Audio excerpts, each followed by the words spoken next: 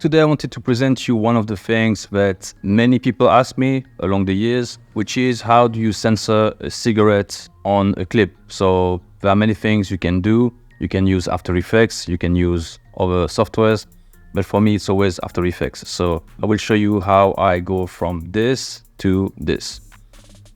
I already had done it. This is the version with Magic Cigarette, and we want to go to a version where we don't see anymore how the cigarette looks for the kids, for YouTube policies, and this is how it looks. Hiding a cigarette.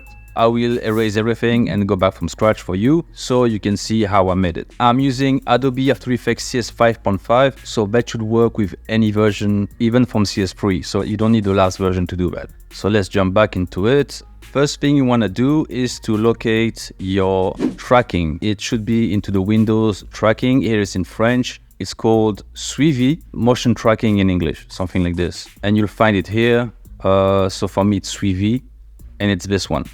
First of all, you need to work not on the composition, but on the source. You cut the part of the clip that you need. Here and here. You can do this by clicking Ctrl, Shift and D on both sides, and you will see it's basically like this. So Ctrl, Shift and D, it does this, okay? And that's what I did for both parts of that clip, right? Once you have the clip that you need, you double click on the clip and you will see that you go from the panel composition to the layer. Now you click here on track motion and you will search for an area in the bigger area of search, okay? And here it's the actual point, the tracking that you're gonna have. Though it moves a lot, so you need the rotation and the scale. So you do the same. Be careful, because here you are moving the area that you search for, and here you move everything at once. So you need to have that cursor, like that black cursor. And I will search for a location that is easy for the tracker to recognize. So you need to find points that has contrast in it or certain characteristics that the tracker can find to be like, yeah, this is different from the rest, basically. When it comes to the options, you can track by luminance. In that case, I will use the RGB because I'm searching for different colors. I think it's gonna track better if I use RGB on this one. For the rest, just leave it like this. Then what we're gonna do, we're gonna start the tracking by clicking on this little button here. Let's go. And you see now the tracking is searching for that zone in the image. This is a very good image, so it's easy to do for the tracker. Here, he lost it, you see? But he came back on it. I don't know if he kept it, but let's see if we can save that tracking after. Here we are. So we have a first tracking data here, but you will see that at some point it got lost here. See that one? It got lost. Now, let's see if by reversing the tracking, it's gonna catch the error that it did.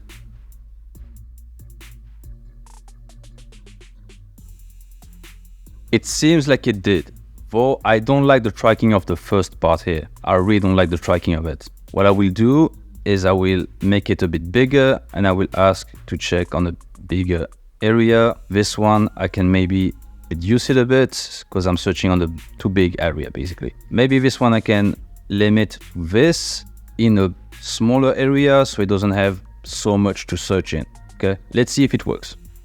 Go back to this. It's already better. I like this one. That one is good.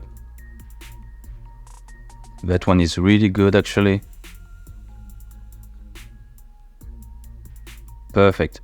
And now, just to make sure that all the data is clean, I will reverse again the tracking so it has the track forward and backward. This is clean. This is a clean track. I like it. Good. So now we have the tracking. This is the tracking, and you will see here in your clips 2 points of tracking, and you see them here. You can see the points. Those 2 points are the ones that you see on the screen, basically. What we're gonna do with this, with the first tracking here, which is 3v1, we're gonna create a null and apply the tracking to that null. So just do Alt, Command, Shift, and Y. Now I don't need the beginning of it, so I will make Control, Shift, and D, erase each time what you don't need.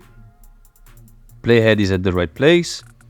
Then I'm gonna take that clip, define the target as being the null free. I say okay, I apply the X and Y axis to that null. Now that null is following the data that we just got from the tracking. It rotates as the Dutch or the cigarette or whatever it is. Now, if I click on this, I can change maybe the colors so you can see it like this. Okay, so now this is following the cigarette, the position, the scale, and the rotation. So now if I want to apply an effect to it, it's much easier because I just need to apply one effect and ask the effect to follow that null. So now what we're gonna do, we will create a layer effect. And we can do this by doing Alt, Control, Y. Okay, now the head is still at the same place. So what I'm gonna do, again, Control, Shift, and D, and then place my effect layer over my null and my clip. So this is the effect layer. So that means that once I apply an effect to the effect layer, which is on top of the clip, we're gonna have the blur. This effect layer needs to follow the null, which is following the Dutch. Okay, so first thing we're gonna do is to parent the effect layer to the null. Now you're gonna see the effect layer is moving with the null. I will place it in, I don't know. I don't like the colors of Adobe. On the CS5, it's really weird. So first thing we're gonna do is to create the effect over one frame. Then once the frame is done, we can ask the layer to follow the null. That's why we did the tracking basically. So I'm gonna take the rectangle tool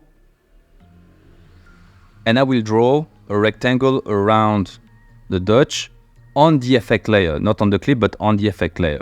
I will rotate it a bit. I don't need it to be that big on the left. Then I need to apply the effect to see how it's affecting the clip. So you use the Gaussian Blur and I use something like 72. D4 might be more than fine. It doesn't look great, so I will make a little fade in the mask. So I just smooth the edges here. I think it's fine like this actually. Then what I will do is I will ask, because if you move it now, obviously the zone doesn't move. So you might end up with the Dutch being out of the zone and then not being actually censored. What you need to do is ask the effect layer to follow the null, which is tracked from the clip. Now that the effect layer is following the null, which is following the tracking of the clip, now my effect is following the original clip. And you see, it is perfectly censored now. Okay, if you want to have more points, you can do something like this, make a certain curve into it, change here, maybe follow more the fingers, see like this. So you can play with the mask and you can even curve them. I didn't curve them here, but you could easily curve them. You just click on G and it's gonna go through the different tools.